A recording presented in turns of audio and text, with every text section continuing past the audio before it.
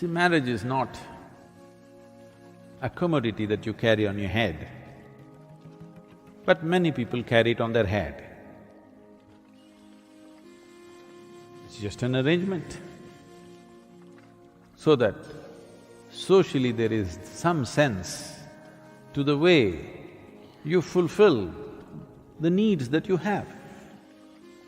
A human being has needs, physical, psychological, emotional, financial, social, various kinds of needs.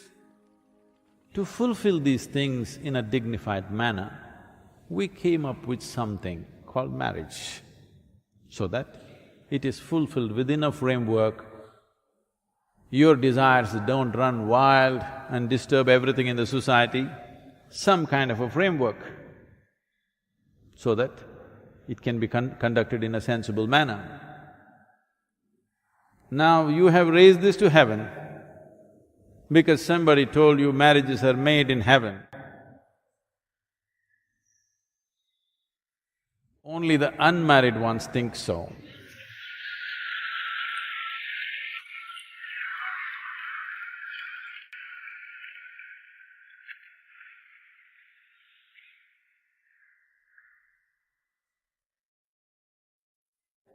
So it's just two people, all right? Now, spiritual process is about turning inward. Can I turn inward with somebody else? Marriage is an arrangement to fulfill certain aspect of your life. Don't complicate life by thinking, we will walk together on the spiritual path. There's no such thing. Because spiritual path is not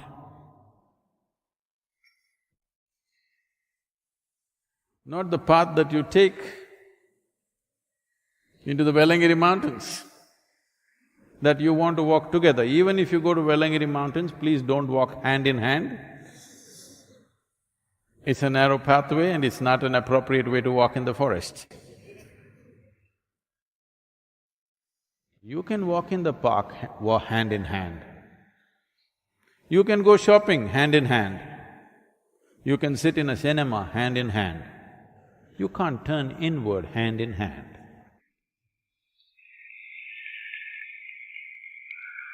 Now, does it mean to say someone who's married? What it means… let's understand this. Someone who is married means someone who's made an official arrangement for their needs in life. A formal arrangement for simple needs that a human being has, which are biological, which are psychological, which are social, many things. So these arrangements that you have made, conduct these arrangements gracefully, so there will be time and space for you to turn around. If you pay excess attention to these arrangements, then turning around will not be possible. This does not mean if you're alone, you will do it. If you're alone, you may be always looking out. You spend your entire time and life looking out for somebody, that will also not help. If you think your desires, your longings and your needs can be well handled by an arrangement of marriage, all right? Don't try to raise it to heaven. It doesn't happen in heaven, believe me. And if heaven is making so many mistakes,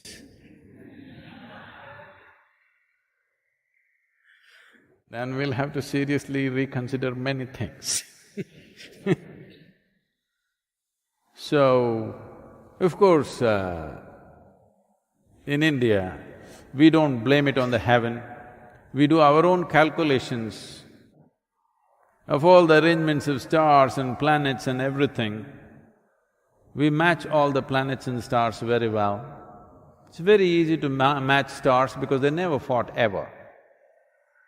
But to match these two people, that nobody has managed except those two people if they are sensible. If they're sensible, they can manage it. Nobody else can match these two people.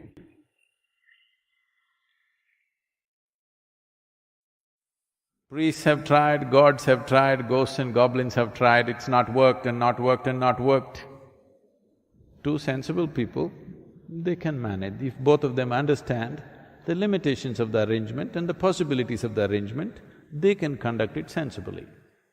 If you try to raise it to heaven, you will see it will for sure crash. So your marriage has nothing to do with your spiritual process, because your spiritual process is an inward journey. But one dimension of this is, to walk alone people falter. Actually, this question was asked to Gautama, the Buddha.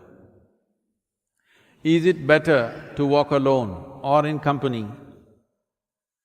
Gautama looked and said, it's better to walk alone than to walk with a fool.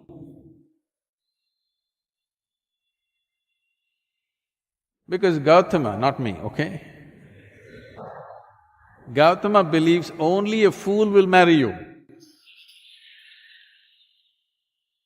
It's him, not me, okay? They say ignorance is bliss. Do you believe in it, and why? Ignorance is bliss. Till life bites your head off, till then it is bliss. Do one thing.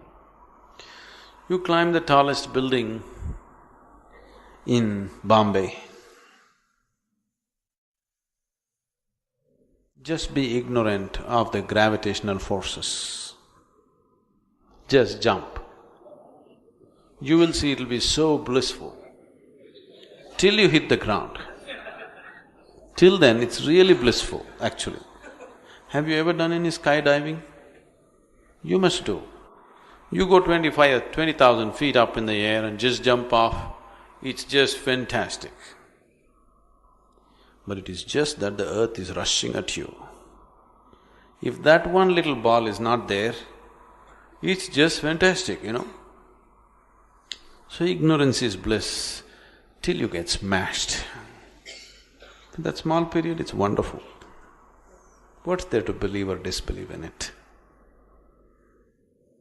If you're ignorant and you try to do things, will life get you or no? Will life get you or no? Then why are you asking me such questions? Don't you have enough experience to know if you're ignorant about something and enter that sphere of life, it's going to get you? Yes or no? First of all, stop trying to live by slogans. Why are you trying to live by slogans?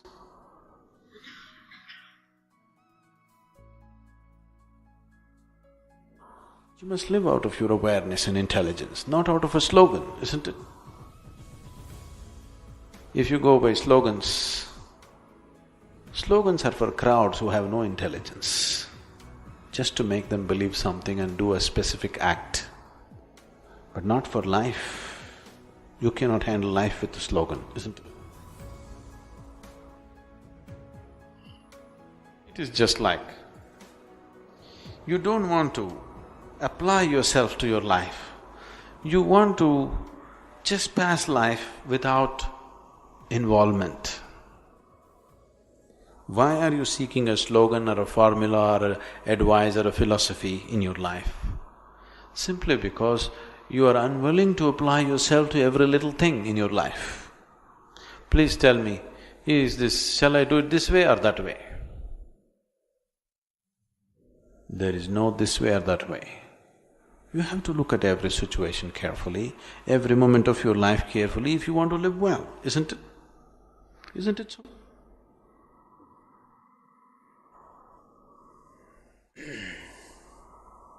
Do you know electricity will kill you?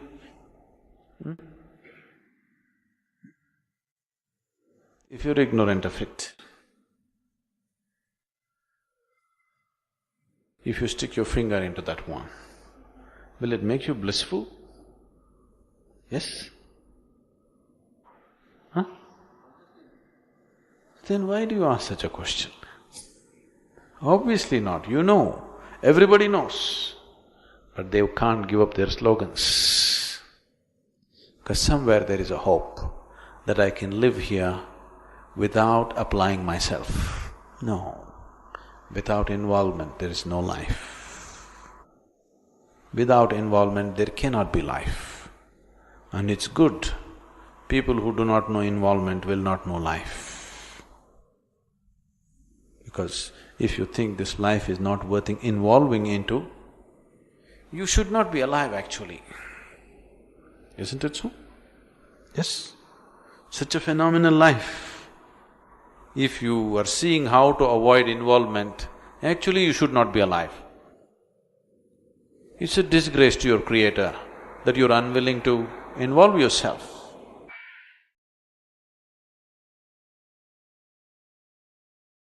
Thank you for watching. Don't forget to subscribe to not miss any new content and invite your friends to join us on this learning adventure.